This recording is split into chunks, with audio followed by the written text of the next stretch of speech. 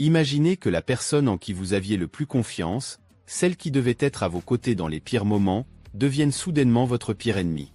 Et si, du jour au lendemain, votre vie se transformait en un véritable tourbillon de mensonges, de trahisons et de vengeance? C'est exactement ce qui m'est arrivé.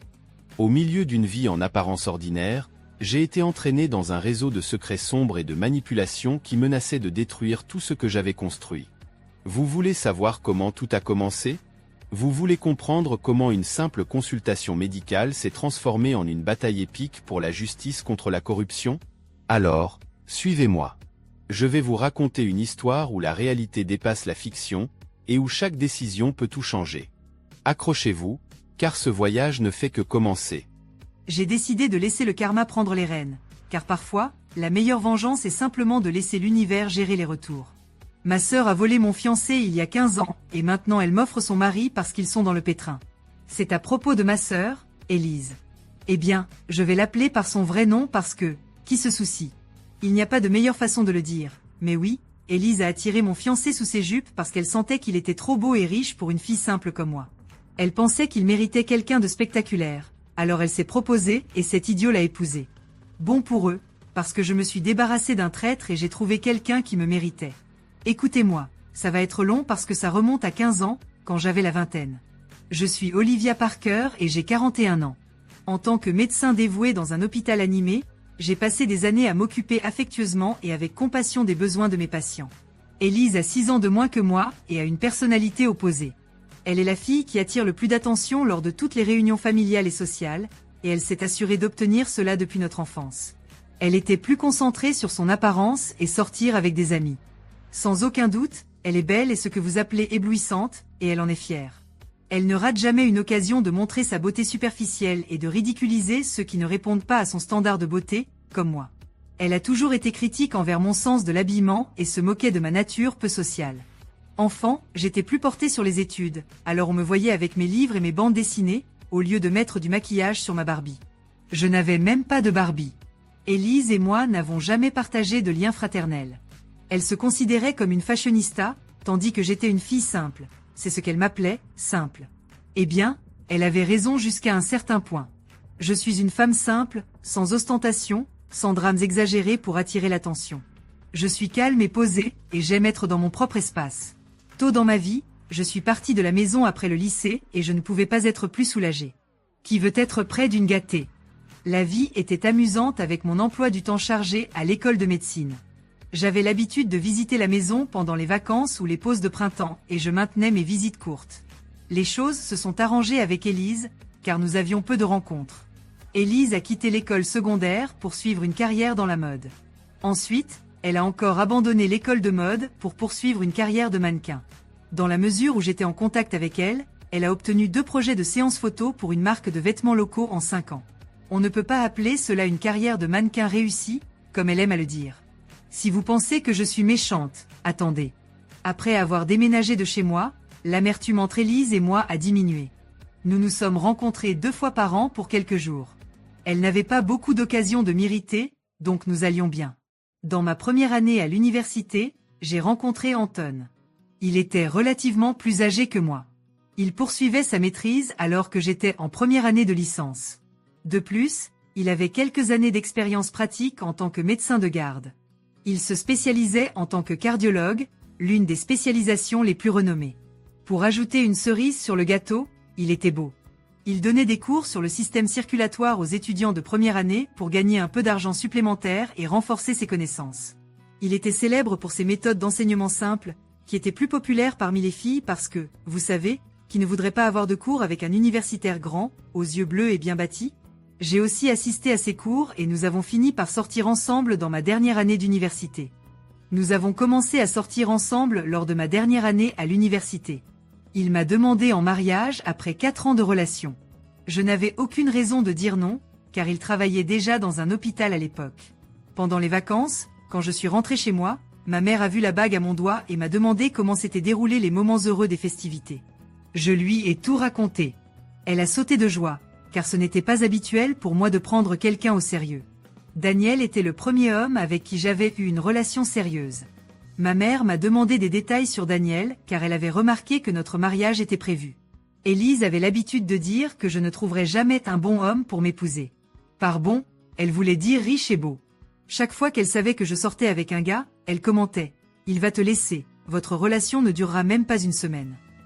Alors, quand Élise a appris l'existence de Daniel, ses yeux se sont illuminés et elle a voulu en savoir plus sur lui. C'était inhabituel qu'elle s'intéresse à ma vie, car elle était toujours très ennuyeuse. J'ai demandé « Pourquoi veux-tu en savoir plus sur lui ?» Elle a répondu « Il va faire partie de la famille, donc je dois le connaître ». Ma mère m'a demandé de l'inviter à dîner la veille du Nouvel An. Plus tard, j'ai découvert que c'était Élise qui avait demandé à ma mère d'inviter Daniel. Nous n'avions aucun plan pour cette année-là, donc Daniel a accepté de venir. Quand nous sommes arrivés chez moi, Élise nous a accueillis. C'était surprenant, car Élise est une fêtarde, elle ne reste jamais à la maison les week-ends ou pendant le Nouvel An. Elle sort toujours pour une fête d'une semaine avec des amis, mais cette fois, elle était là. Très surprenant. Cela aurait dû être un signe d'alerte, mais je ne m'en suis pas soucié. Je ne me soucie pas de la vie des autres. Je suis rentrée chez moi avec Daniel et il a charmé ma sœur. Son premier commentaire a été « Je pensais que tu étais riche, mais tu es aussi beau ». Ses gestes de flirt étaient si évidents, juste sous mon nez, mais je ne leur ai pas prêté attention. J'étais sûre de ma relation. Pendant la soirée, elle a fait des avances, le complimentant, touchant ses bras et ses cuisses de manière inutile, et forçant une conversation avec lui. Elle s'est assise à côté de lui à la table du dîner. Je lui ai lancé un regard, elle a fait la moue et a dit « Tu peux t'asseoir avec lui tous les jours, aujourd'hui je peux être sa compagnie ». Tout le monde a ri et nous avons pris cela à la rigolade. Pendant la conversation, elle a appris que Daniel était sorti se promener après le dîner. Dès qu'il a terminé son repas, elle s'est proposée pour lui montrer le quartier. Daniel m'a regardé alors que j'étais là avec une expression neutre, sans savoir quoi dire. Daniel a répondu par un oui inconfortable, et ils sont sortis se promener cette nuit-là. En revenant de chez mes parents, Daniel m'a demandé si j'avais remarqué à quel point Élise flirtait avec lui. J'ai ri et ignoré, disant qu'elle cherchait juste à attirer l'attention. Je pensais que Daniel n'était pas assez superficiel pour tomber sous le charme d'une beauté superficielle, mais il est tombé. Il était tout aussi enchanté par le charme d'Élise et a trahi à la première occasion. Quelques mois plus tard, j'étais à mes examens finaux. Comme d'habitude, j'ai réduit nos rencontres pour me concentrer sur mes études. Finalement, j'ai remarqué qu'il réduisait la communication. Quand je l'ai confronté, il a dit qu'il voulait que je me concentre sur mes examens finaux. J'étais trop occupée pour soupçonner quoi que ce soit. Le dernier jour de mes examens, je lui ai demandé de venir me chercher à l'université, mais il a dit qu'il était occupé. Plus tard cette nuit-là, j'ai appelé pour savoir comment il allait. Il a dit qu'il était à la maison, mais qu'il était très fatigué et prêt à dormir. Je suis allée chez lui pour le surprendre, mais la porte était verrouillée. J'ai appelé à nouveau, mais il n'a pas répondu. J'ai attendu son appel le lendemain, mais il n'a pas rappelé. Sans honte, j'ai rappelé et demandé pourquoi il avait menti la nuit précédente. Il a dit qu'il avait oublié de mentionner qu'il avait dormi chez un camarade. Je, stupide, n'ai pas vu cela comme un signe. Comment aurais-je pu? C'était la première fois que quelque chose comme ça m'arrivait. Cela a duré une semaine jusqu'à ce que je retrouve ma santé mentale. Je lui ai demandé directement s'il voulait rompre avec moi. Il a hésité quelques secondes avant de murmurer un oui. Il a dit qu'il ne m'aimait plus. C'était ça, la dernière conversation que nous avons eue. Je n'ai pas demandé pourquoi, quand tout comment. Le cœur brisé. C'est toujours douloureux, surtout sans raison claire. Il m'a laissé avec un sentiment d'insécurité, de doute et de nombreuses questions sans réponse, qu'il n'a pas voulu répondre et que je n'ai pas posées. Il m'a fallu des mois et beaucoup de bouteilles de whisky single malt, mais j'ai fini par avancer. J'étais soulagée qu'il ait rompu après les examens finaux, sinon j'aurais dû retarder ma graduation en médecine d'1 an de plus. 7 mois plus tard, j'ai reçu une invitation d'Élise pour ses fiançailles. Je l'ai félicitée et j'ai demandé des nouvelles de son fiancé. Elle n'a pas mentionné son nom et m'a demandé de venir à la fête pour le rencontrer en personne. J'étais heureuse pour elle, mais un peu triste car je devrais être mariée à ce moment-là, alors que j'étais célibataire et que je faisais face à la séparation. J'ai essayé de mettre de côté ma vie malheureuse et je suis allée aux fiançailles de ma sœur. En entrant, j'ai vu la pancarte « Élise et Anton ». Un frisson m'a parcouru l'échine, mais je me suis calmée en pensant qu'Anton était un prénom très commun. Il aurait pu être une autre personne. Cependant, en m'approchant du podium où Élise devait être avec son fiancé, j'ai rencontré 2 amis d'Anton qui se sont retournés en me voyant arriver. Mon cœur battait la chamade à mesure que je m'approchais. Dès que j'ai vu Anton assis avec Élise, les bras enlacés autour d'elle, j'ai gelé. Je ne savais pas quoi faire, j'étais là, les larmes aux yeux. Vous aimez l'histoire jusqu'ici? S'il vous plaît, montrez votre soutien en aimant et en vous abonnant à notre chaîne. Revenons maintenant à l'histoire. La prochaine chose dont je me souviens, c'est ma mère qui m'a tiré à l'écart en me demandant de me comporter. Elle m'a demandé de ne pas faire de scène et de laisser tout le monde heureux. Elle a dit que personne ne connaissait notre passé et qu'elle voulait que ça reste ainsi. J'ai pleuré et crié. Vous saviez tout et vous avez quand même laissé faire? Élise est une sorcière. Vous êtes tous méchants, tous complices. À ce moment-là, j'ai vu Élise avec un sourire malicieux. C'était comme il y a 15 ans, mais je me souviens de chaque mot clairement. Ce fut le moment le plus humiliant de ma vie. Elle a dit, « Tu pensais pouvoir avoir cet homme ?» en désignant Anton. Beau, grand, riche. Toi, tu es si simple. Non, tu ne le mérites pas. Tu mérites quelqu'un d'aussi simple que toi. Regarde comme on est beaux ensemble et comme les gens nous adorent. Oh mon Dieu, on forme un si joli couple, n'est-ce pas? Tout le monde aurait ri de te voir à ses côtés. J'aurais voulu lui donner une claque, mais ma mère m'en a empêché et m'a demandé de partir. Elle pensait que j'étais là pour ruiner les fiançailles. Elle criait, « Pourquoi es-tu venu? Tu n'as pas d'amour propre. » J'ai dit que je ne savais pas qu'elle était avec lui.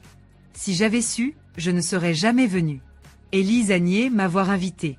Elle a menti à ma mère, disant qu'elle ne m'avait pas invitée.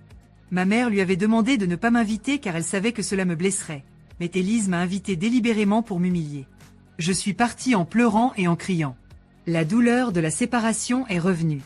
Dire que c'était difficile serait un euphémisme. Ce fut la période la plus traumatisante de ma vie.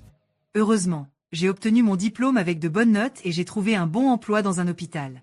Avec des horaires de travail intensifs, je n'avais guère le temps de penser à autre chose. Je suis restée délibérément occupée pendant mes jours de congé et j'ai avancé. Des années plus tard, j'ai rencontré mon mari au travail. Il est membre du conseil d'administration du réseau hospitalier où je travaille. Nous avons eu une relation pendant 4 ans et nous nous sommes mariés. Nous sommes maintenant les heureux parents de 2 enfants. Avançons d'une semaine, j'ai reçu un appel d'un numéro inconnu. J'ai répondu et la personne s'est identifiée comme Élise. Même après avoir entendu son nom, il m'a fallu quelques secondes pour réaliser que c'était ma sœur. Note, certains de mes patients s'appellent aussi Élise. Je lui ai demandé pourquoi elle m'appelait. Elle était si douce, posant des questions sur ma vie. L'Élise que je connais ne perdrait pas une seconde avec moi sans raison. J'ai dit, arrête de tourner autour du pot et dis-moi ce que tu veux. Elle est restée silencieuse un moment et a dit, en fait, j'ai besoin d'aide. Mon mari, Anton, a des ennuis. Un patient a eu une réaction allergique post-opératoire et l'hôpital envisage de le licencier. J'ai demandé, que puis-je faire à ce sujet? Elle a dit qu'Anton travaillait dans l'un des réseaux hospitaliers où mon mari est membre du conseil d'administration. Donc, mon mari pourrait intervenir et sauver Anton d'une sévère sanction. À ce moment-là, j'avais déjà coupé court. Je lui ai dit de ne jamais me rappeler et que nous ne les aiderions pas. Je ne savais pas qu'Anton travaillait dans le même réseau hospitalier que moi, mais dans une unité différente. J'ai consulté le portail des employés de l'hôpital et j'ai trouvé Anton, mais son statut actuel indiquait suspendu. Je voulais discuter de cela avec mon mari, mais je ne voulais pas raviver le passé, alors j'ai laissé tomber. Il y a 2 jours, ma mère est venue chez moi. On aurait dit que j'avais vu un fantôme. J'avais coupé les ponts avec eux depuis les fiançailles d'Élise. Elle m'a serré dans ses bras et a pleuré, disant qu'elle était si heureuse de me voir après toutes ces années. Mais je savais que la véritable raison derrière cette douceur était de sauver la peau d'Anton. Mon mari était à la maison et a entendu ma mère implorer de l'aide pour son cher gendre. Mon mari a dit qu'Anton faisait face à des accusations de négligence médicale et qu'une enquête était en cours contre lui. Il a dit qu'il n'y avait rien qu'il puisse faire et que même s'il le pouvait, il ne le ferait pas. Il n'utilise pas son pouvoir à des fins personnelles. Ma mère a mordu ses lèvres et est partie sans dire un mot. Hier, mon mari est rentré du travail et m'a dit que l'enquête sur Anton était terminée. Il serait licencié, mais mon mari avait le pouvoir de lui permettre de conserver sa licence médicale moyennant le paiement d'une amende élevée.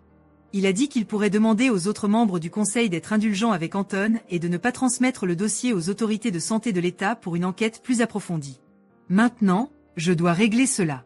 Je laisse derrière moi mon humiliation et j'aide Anton.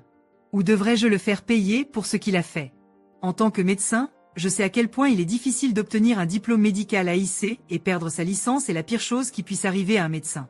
Écoute, tu as déjà traversé assez d'épreuves, n'est-ce pas? tu as déjà affronté la tempête de la trahison d'Anton et des manigances d'Élise. Maintenant, elle veut te traîner de nouveau dans la folie pour nettoyer son désordre.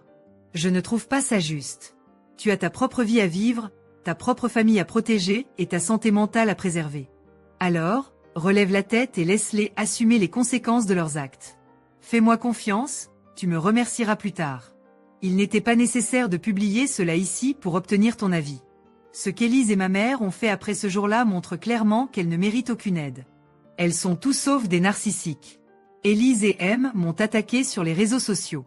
Je n'utilise pas beaucoup Facebook. Cette semaine, quand j'ai ouvert l'application, j'ai découvert qu'Élise m'avait identifié dans plusieurs publications.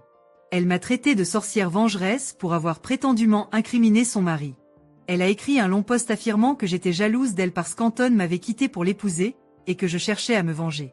Ma mère s'est jointe au cœur, affirmant que je les avais maltraités et rejetés parce que je ne supportais pas qu'Anton épouse Élise. Même ma famille élargie s'est rangée de leur côté, commentant que j'avais été trop loin en affectant le gagne-pain d'Anton. Anton lui-même a commenté, disant que j'étais délirante et qu'il ne m'avait jamais aimée ni proposé. Il a affirmé avoir toujours aimé Élise. Je les ai immédiatement désidentifiés et bloqués. J'ai dit à mon mari de ne pas épargner Anton de quelque accusation que ce soit. Il m'a donné un sourire ironique et a dit ne jamais m'avoir vu aussi en colère. Ensuite, Anton a été officiellement renvoyé de l'hôpital et son cas a été transmis au département de santé de l'État pour révocation de licence. L'organisme gouvernemental mènerait une nouvelle enquête. S'il est jugé coupable, Anton perdrait sa licence et pourrait même aller en prison. C'est la cerise sur le gâteau. Nous vous tiendrons au courant au fur et à mesure que la situation évolue. Pour l'instant, je profite du drame avec un bol de popcorn. Petite mise au point. Élise et ma mère n'ont pas été ajoutées à mon compte de réseaux sociaux. J'ai un compte ouvert, donc n'importe qui pourrait m'identifier dans leurs publications. Je ne les avais pas bloqués auparavant parce qu'il y a 15 ans, je n'utilisais pas les réseaux sociaux. Maintenant, ils sont bloqués des réseaux sociaux et de ma vie. On dirait que le conte de fées d'Anton a pris une tournure abrupte. Comme je l'ai dit, le karma a une façon amusante de rattraper les gens, et il semble qu'Anton est en train de goûter à son propre venin. Bien. Peut-on se dégrader encore plus bas? Maintenant je sais. Anton s'est présenté à mon lieu de travail. Comme je l'ai dit, il travaillait dans la même chaîne d'hôpitaux que moi, mais dans un endroit différent. Il s'est fait passer pour un patient et a pénétré dans mon bureau. Il savait que je ne pouvais pas le trouver s'il venait me voir. Je lui ai immédiatement demandé de partir. Il a dit qu'il avait payé une taxe pour me consulter, donc en tant que médecin, je devais le traiter. D'accord. J'ai écouté ses problèmes. Pendant ce temps, j'ai rapidement activé l'enregistreur vocal sur mon téléphone.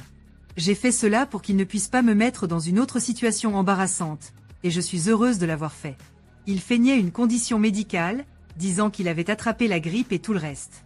J'ai agi professionnellement et je lui ai donné le traitement selon les symptômes, mais il n'était pas prêt à partir et à poser des questions stupides et inutiles. Il a commencé à flirter. Je lui ai demandé d'arrêter et de partir. Il a dit: je voulais m'excuser depuis longtemps. Je ne voulais pas te blesser, mais ta sœur m'a tendu un piège et m'a fait coucher avec elle.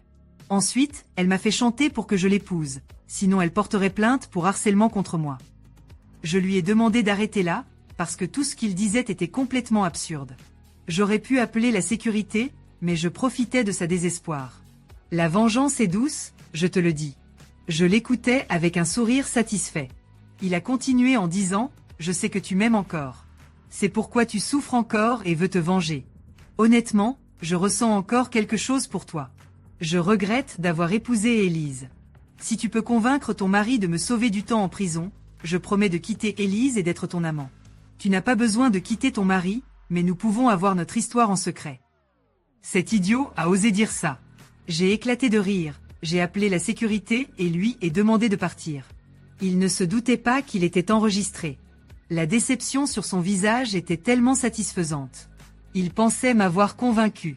Ah! J'ai envoyé un message à Élise et j'ai voulu lui envoyer les enregistrements de son mari discrédité. Je lui ai dit: ton mari perdant a visité ma clinique en se faisant passer pour un patient. Elle a répondu: je sais, il me raconte tout. Nous savons aussi que tu l'aimes toujours. Je peux te laisser dormir avec lui une nuit si tu peux sauver sa licence et éviter la prison. Sa réponse m'a laissé perplexe. Il est inutile de continuer à lui parler. Ils sont complices dans ce jeu sale. Je l'ai raconté à mon mari, et il était choqué. Il a dit que nous aurions pu le poursuivre pour tentative de corruption, mais cela aurait ramené mon passé douloureux sur le devant de la scène. Je lui ai dit de gérer une accusation à la fois, mais je ferai ma part pour me venger. J'ai ajouté Élise, Anton, ma mère et d'autres membres de la famille sur Facebook. Élise et Anton ont accepté immédiatement. Ils ont peut-être considéré cela comme un signe positif venant de moi.